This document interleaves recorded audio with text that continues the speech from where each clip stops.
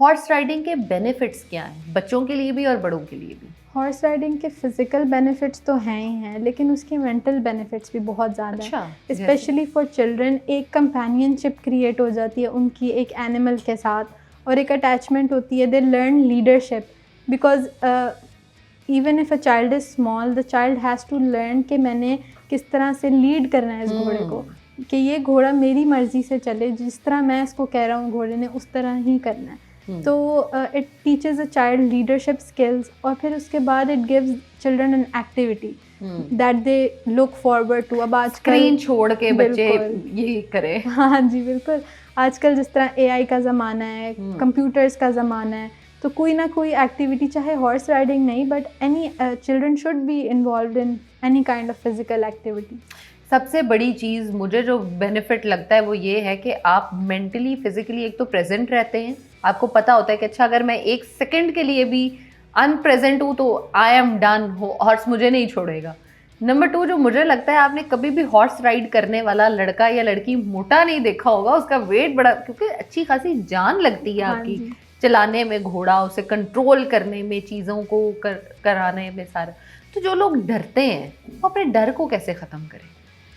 जो लोग डरते हैं उनके लिए ये है कि वो उस चीज़ को जितना ज़्यादा प्रैक्टिस करेंगे ना, या जितना ज़्यादा, एक जिस तरह साइकोलॉजी में एक टर्म यूज़ होती है फ्लडिंग, तो जितना ज़्यादा वो उस चीज़ को अपने एनवायरनमेंट में डालेंगे ना, उतना ज़्यादा वो फियर ख़त्म खुद ब खुद होता जाएगा। डर किस चीज़ का होता है? इसी चीज़ का होता है ना कि गिर जाएंगे या घोड़ा कुछ कर देगा।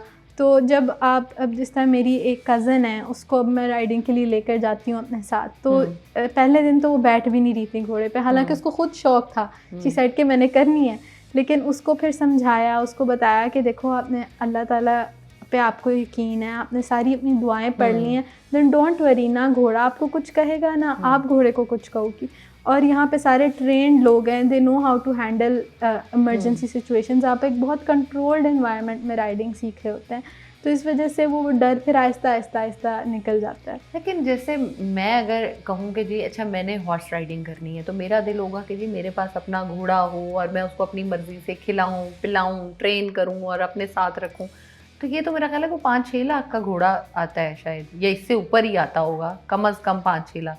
तो ये तो बहुत महंगा शौक नहीं है पालने के लिए? हाँ जी बिल्कुल ऐसे ही है, लेकिन अपना घोड़ा, अगर आपके पास अपना घोड़ा है that's really good, but I would say कि इट्स इवन बेटर कि आप अपना एक्सपीरियंस करें डिफरेंट घोड़ों पे, क्योंकि जब आप डिफरेंट नेचर के घोड़े चलाएंगे तो आपकी जो घोड़सवारी है वो और ज़्यादा मजबूत होगी, क्योंकि you will be able to know how to control a bad horse, a good horse, किसी घोड़े में एटीट्यूड है उसको ठीक किस तरह से करना है, तो वो सारी चीज़ें जो हैं आप साथ साथ सीखते जाएंगे। अच्छा मैं यही पूछने लगी थी कि जैसे इंसानों में हम बात करते हैं और जानवरों में, अच्छा घोड़े में स्पेसिफिकली हम ये बात करते हैं कि वो किस नस्ल का है, किसकी मतलब उसकी हैबिट्स क्या हैं, चीज़ें क्या हैं, तो इनको कैसे रिकग्नाइज करते हैं लोग? आहिस्ता आहिस्ता विद एक्सपीरियंस, कि आप जब घोड़े के साथ टाइम स्पेंड करते हैं आपको उसकी बॉडी लैंग्वेज का पता चलता है। वैसे तो इस चीज़ की अलहदा से ट्रेनिंग होनी चाहिए कि आपने हॉर्स की बॉडी लैंग्वेज को किस तरह रीड करना है, दैट्स वेरी इंपॉर्टेंट। बिकॉज़ कई इंसिडेंट्स हुए हैं जिसमें मतलब जिन लोगों को घोड़े की इतनी बॉडी लैंग्वेज की अवेयरनेस नहीं है, वो अपनी तरफ से तो अच्छी इंटेंशन के साथ घोड़े को प्यार कर रहे होते हैं, बट घोड़ा अपनी बॉडी लैंग्वेज से इरिटेशन शो कर रहा होता है, और जब हम उस इरिटेशन को अंडरस्टैंड नहीं करते, the horse can suddenly bite you और अटैक।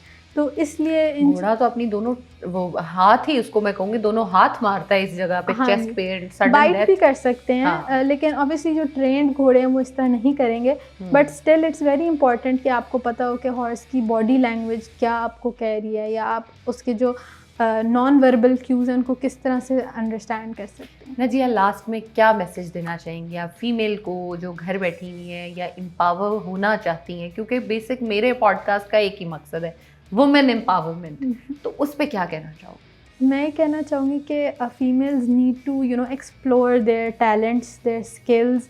अगर आपको कोई चीज़ दूर से लग रहा है कि ये मैं नहीं कर सकती या ये मेरे बस की बात नहीं है, ऐसा नहीं है, बिकॉज एक मैंने कोट पढ़ा था कि all human beings have the same number of neurons, so if one person can do one thing with practice, everyone else can do that same thing as well. तो अगर कोई और ये चीज़ कर रहा है तो इसका मतलब है आप भी वो कर सकते हैं। You just need practice, you need the right people जो आपको ट्रेन करें, and you need a passion in you. तो आप उस पैशन को डिस्कवर करें। अपने हर किसी के अंदर अल्लाह ताला ने कोई ना कोई टैलेंट दिया हुआ है, तो अपने टैलेंट को एक्सप्लोर करें, अपने इंटरेस्ट्स को एक्सप्लोर करें।